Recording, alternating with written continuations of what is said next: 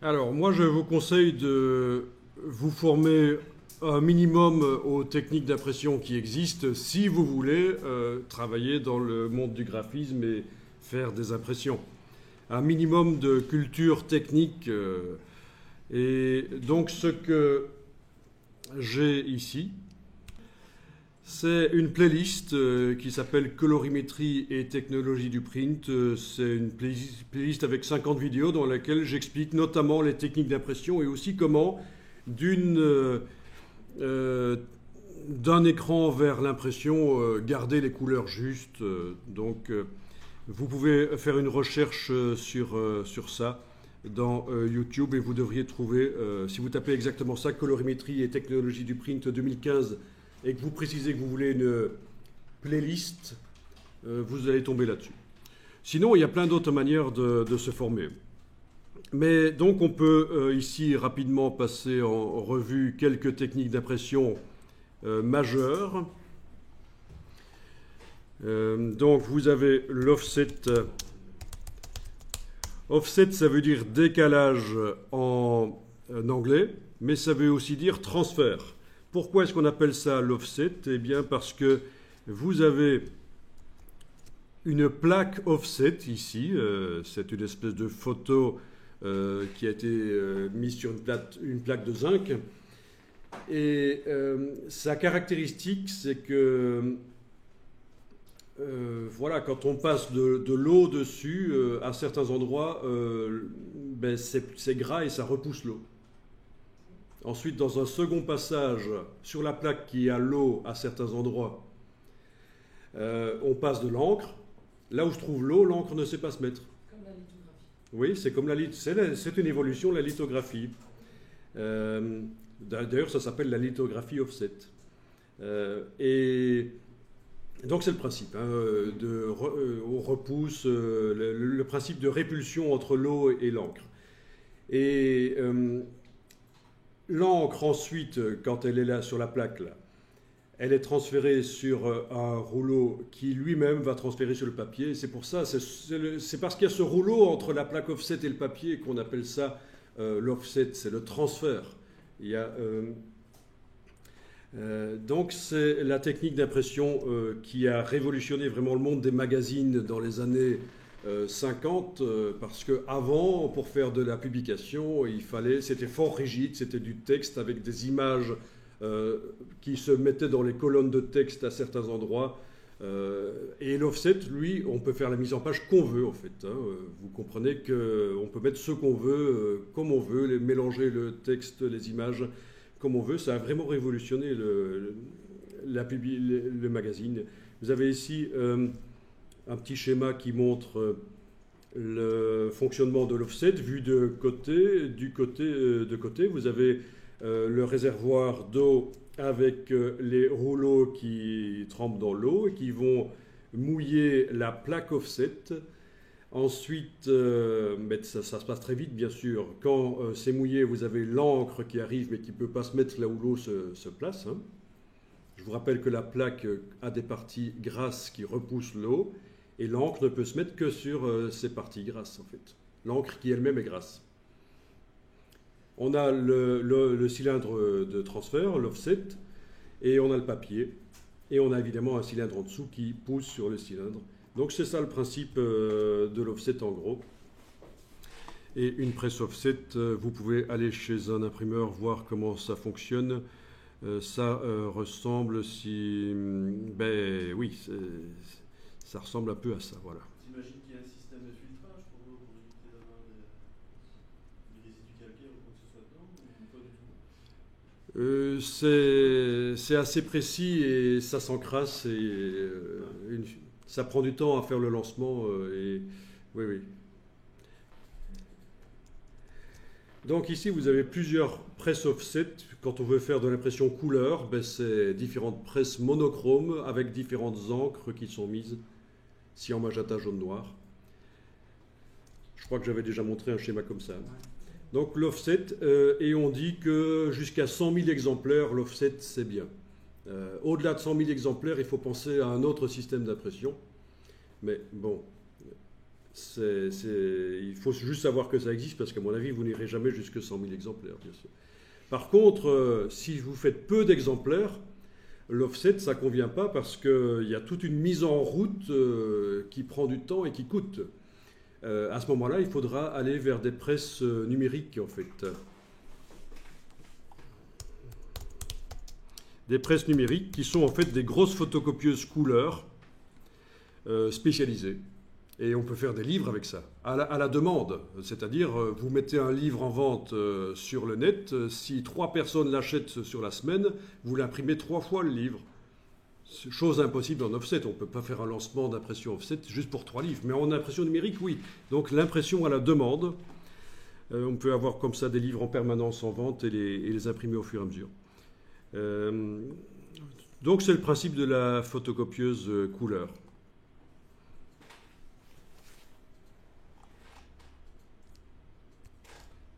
Alors ici j'ai tapé xérographie, qui est le principe de la photocopieuse en fait. Donc comme ça vous voyez un peu comment ça fonctionne et là je vais aller regarder un peu ce petit schéma. Donc le principe c'est qu'on a un cylindre qui est chargé d'électricité statique et puis il est exposé à un document ou à des petites lumières, des diodes. C'est aussi le principe des imprimantes laser noir et blanc bien sûr. Et donc, à certains endroits, l'électricité statique disparaît à certains endroits du rouleau. Ensuite, il y a une poudre extrêmement fine, le toner, que vous connaissez, qui va aller se coller aux endroits où c'est encore statique sur le rouleau. Et puis, il y a un transfert sur papier, et puis ça doit être cuit à haute température pour que le toner fonde dans les fibres du papier. Sinon, ça ne tient pas. Alors, j'en profite pour vous dire que le toner de photocopieuse est extrêmement toxique. Et comme c'est une poudre extrêmement fine, le simple fait de le toucher, ça rentre dans la peau, ça va dans le sang directement. Donc, attention au toner de photocopieuse. Jouez pas avec ça parce que c'est extrêmement fin comme particule et ça rentre directement dans le corps en fait. Donc même si vous vous nettoyez les mains, vous en avez dans le corps qui est rentré à travers les pores de la peau et les vaisseaux sanguins, etc. Donc c'est le principe, et voilà, vous avez le toner ici qui après charge charge électrique du rouleau et exposition d'une manière ou d'une autre à un document quand c'est une photocopieuse ou à des diodes laser quand c'est une impression au départ d'un fichier numérique, eh bien, vous avez le toner qui vient se mettre à certains endroits et comme on voit, ça se dépose sur le papier et puis ça doit être tout de suite cuit et ça sort de la photocopieuse, raison pour laquelle les feuilles évidemment sont chaudes. C'est une histoire aux alentours de 200 degrés. J'ai toujours cru que c'était... Ben oui, le papier est chauffé, hein, oui. Donc, le papier est chauffé et donc le toner se solidifie dans le papier. Donc très intéressant pour des petits tirages, les imprimantes laser noir et blanc, laser couleur, ça a été la révolution en 84 avec l'apparition du Mac, le desktop publishing, publication pour des petits bureaux, là, ça a été la révolution, ça a enlevé du boulot aux imprimeurs, c'est sûr. Hein. Est-ce que la marque Zeus existe dans les toners? Voilà, oui, non, c'est pas le tonnerre de l'orage, c'est le tonnerre comme ça, voilà. D'ailleurs, je serais bien, c'est intéressant, j'aurais des difficultés à dire d'où vient le mot, en fait. Pourquoi ça s'appelle tonnerre? Intéressant, ça. On se rend compte tous les jours qu'on ne connaît pas bien les choses. Alors, à l'autre bout, donc, ça c'est pour les petits tirages, donc très peu d'exemplaires, voire même un seul exemplaire. Et alors, vous avez évidemment à la sortie de la presse numérique, vous avez un système de finition qui va plier les feuilles et faire la reliure tout seul avec la couverture du livre, bien entendu. Eh bien, à l'autre bout, quand on passe les 100 000 exemplaires, si on imprime des millions d'exemplaires, ce qui est le cas des magasins des grandes surfaces qui distribuent des publicités dans les... Eh bien, il y a le système de l'héliogravure, qui est un autre système qui, lui, va fonctionner avec des cylindres en cuivre, enfin, en tout cas, avec un revêtement en cuivre. Et ces cylindres vont être perforés par des points de diamètre toujours le même, sauf que la profondeur de la perforation va changer. Donc on en voit un ici, mais pas très bien. C'est fait chimiquement, ça? Alors ça, c'est fait au laser, en fait. Et ça peut être fait chimiquement aussi, oui, mais récemment, c'est fait au laser. Tout ça, vous allez voir à la Drupa, la foire qui a lieu tous les 4 ans à Düsseldorf. Il faut vraiment aller voir ça parce que c'est monstrueux. C'est la plus grande foire concernant l'impression au monde. Et donc, ce cylindre va tremper dans de l'encre liquide qui va rentrer dans les trous. Et suivant la profondeur du trou, ça va faire plus ou moins d'encre à cet endroit-là. C'est le principe. Ça, c'est autre chose. J'essayais de trouver un schéma sur la technique d'héliogravure, mais... C'est un peu bizarre parce que quand on travaille artisanal... Ici, le cylindre est tellement lisse que... voilà. Il y a quand même la racle ici, voilà, mais c'est très très lisse. Alors voilà, on a les différentes cellules, comme on voit, avec l'encre liquide, et ça, la feuille passe. Et généralement, non pas généralement, toujours, ce sera une alimentation par bobine, alors que l'offset, on a les deux. Alimentation en feuilles prédécoupées ou alimentation par une grosse bobine et on coupe les feuilles une fois que c'est imprimé. Mais pour l'héliogravure, c'est tellement rapide l'impression que c'est une bobine qui imprime à très grande vitesse. C'est pour ça que ça convient pour les millions d'exemplaires. C'est parce que c'est extrêmement rapide comme impression par rapport à l'offset. Et ça demande énormément de préparation. Vous imaginez que la préparation des cylindres demande beaucoup de préparation. Donc ça n'est intéressant que quand on en imprime beaucoup d'exemplaires, en fait. Vous allez trouver plein d'infos sur le web à ce propos. Alors là, on voit des anciennes techniques de gravure qui utilisent le cuivre, mais ce n'est pas encore exactement la même chose.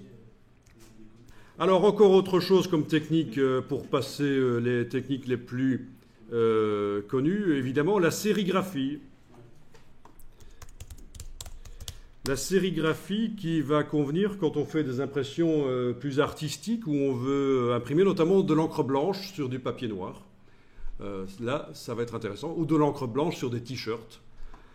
Alors la sérigraphie, comme son nom l'indique, c'est à base de châssis avec de la soie tendue. Série, c'est soie. De la soie synthétique maintenant, bien sûr. Et là, vous voyez différents carrousels de sérigraphie, c'est-à-dire que ça sert à imprimer des t-shirts. Quand vous imprimez plusieurs couleurs sur le t-shirt, le t-shirt passe d'un châssis à l'autre, qui a chacun son encre différente. C'est des carrousels de sérigraphie. Ça. Mais voilà une sérigraphie sur papier. Donc le principe, c'est qu'on a un châssis qui a été recouvert d'une substance sensible aux ultraviolets, exposé aux ultraviolets à certains endroits parce qu'on a mis un film transparent avec des parties noires qui empêchent que l'ultraviolet arrive à certains endroits du châssis. Donc certaines parties du châssis sont cuites et d'autres pas, et donc on nettoie et ça fait un châssis qui laisse passer finalement l'encre à certains endroits et pas à d'autres. Et puis donc on a de l'encre qu'on met sur le châssis, on racle et ça va sur le papier. Là aussi vous allez trouver sur YouTube notamment plein de démonstrations de la technique de sérigraphie. Et ça convient dès qu'on veut faire des choses un peu artistiques, évidemment, en très peu d'exemplaires puisque c'est assez artisanal en fait. Donc vous voyez le papier, le châssis, les mailles du châssis qui sont ouvertes parce que voilà, ça n'a pas été cuit aux ultraviolets. et l'émail qui ont été obstrués parce que le produit qu'on a mis sur tout le châssis a cuit à certains endroits. Donc là, à la lettre M, il y avait sur le film qu'on a mis sur le châssis au moment où on a exposé aux ultraviolets, il y avait un M noir qui empêchait que le châssis ne soit insolé. On est bien d'accord? Ceux qui connaissent la technique, je ne me gourre pas, c'est bien comme ça. J'en ai fait, hein, mais il y a de ça 25 ans, la sérigraphie, j'en ai fait assez bien. Et d'après ce que je me souviens comment ça fonctionne, c'est comme ça. À un certain moment, il faut imprimer. Il faut sortir, en fait, sur imprimante laser noir et blanc, par exemple, avec des films spéciaux qui résistent à la chaleur. On y revient, justement, cette histoire. Ouais. On imprime en noir et blanc. D'accord. Voilà. Oui, parce que je me disais, pour avoir du détail. Ou alors on utilise une caméra, mais ça s'utilise de moins en moins, une caméra qui permet de développer un film photo.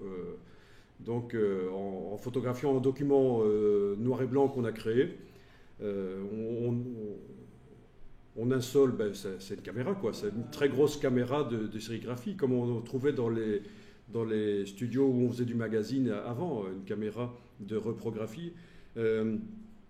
Donc un film qu'on va développer comme un film photo, voilà. Et qu'on met sur le cadre, oui. Et alors on s'arrange toujours pour qu'il n'y ait pas de flou, pour que la partie émulsion du film colle au cadre. Hein, parce que l'épaisseur du film, le petit millimètre peut faire des choses floues. Donc ça c'est typique quand on fait du film pour la sérigraphie. Souvent on inverse en miroir. Vous avez peut-être déjà vu ça quand vous imprimez l'option miroir dans la boîte d'impression. Ça sert à ça. C'est quand on sort du film, on a le côté émulsion du film qu'on va pouvoir mettre sur le châssis.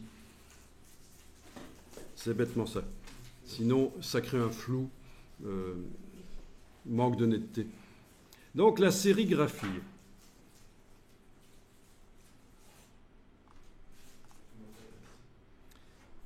Donc, c'est juste une première approche de quelques techniques d'impression. Après, des techniques d'impression, il y en a des tas. Vous avez le jet d'encre qui permet d'imprimer les dates de péremption sur les produits. Hein, donc, c'est dans les usines. Vous avez les bouteilles qui défilent à une vitesse incroyable et le jet d'encre qui, en une fraction de seconde, indique la date. Hein, c'est pour ça qu'elle est souvent de travers.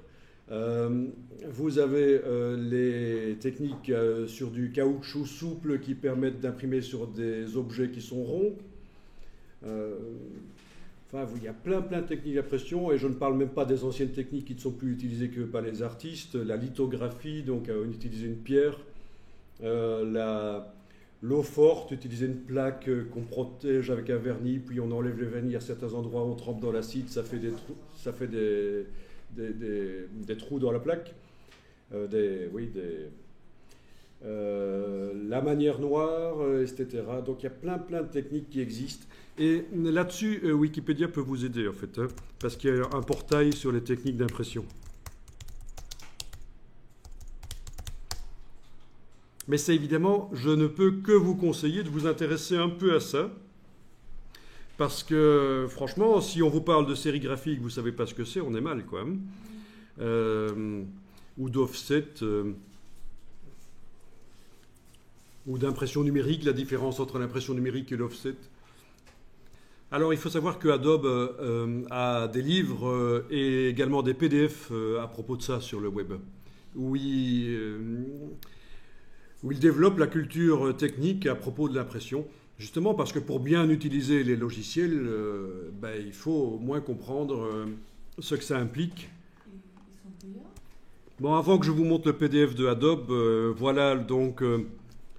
en tapant technique d'impression Wikipédia dans Google, je tombe sur le portail des techniques d'impression. Et voilà, vous voyez qu'il y en a quand même pas mal. Aquagravure, aquatinte, etc. Défonce, c'est plutôt une sous-technique, ça. Eh oui, non, ce n'est pas un truc avec de la poudre blanche, non. Flexographie, flocage, ben oui, le flocage pour faire des t-shirts aussi. On a un produit qui se met et puis il va cuire et gonfler. Donc vous connaissez tout ça, hein, le flocage, vous avez certainement déjà vu ces impressions avec du relief. etc., etc. Et je suis sûr que dans la version anglaise, on aurait encore plus, mais évidemment, on commence à partir dans des termes anglais.